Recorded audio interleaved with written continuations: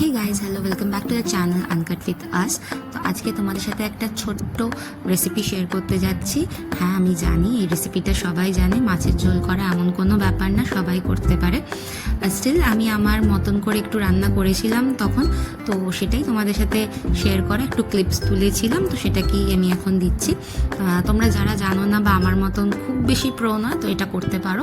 তো বেসিক্যালি এখানে কাতলা মাছ নিয়েছি, কাতলা মাছগুলোকে নুন হলুদ দিয়ে ভালো করে মেখে রেখে দিয়েছি। এরই মাঝে একটু আলু কেটে নিয়েছি, মাছের ঝোলে যেরকম আলু হয় সেরকমই, আর একটু ফুলকপি কেটে নিয়েছিলাম। তো এই আলু আর ফুলকপিটাকে একটু ভেজে তারপর তুলে রেখেছি। এবার মাছটাকে ভেজে নিতে হবে। মাছটাকে ভাজা হয়ে গেলে আমি দিয়ে দিয়েছি প্রথমে একটু শুকনো লঙ্কা ফোড়নে, তারপর দিয়েছি পেঁয়াজ কুচি।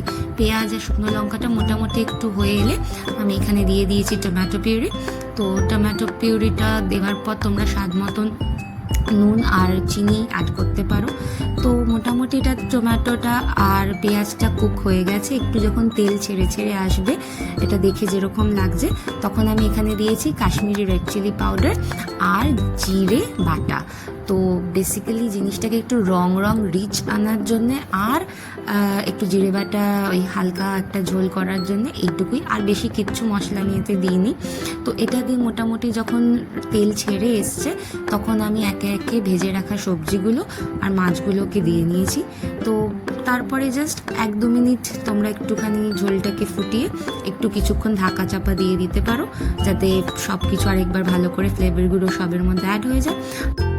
আর ব্যাস লাস্টে 2টো কাঁচা লঙ্কা চেরা আর শাহি গরম মশলা অ্যাড করে দিয়েছি।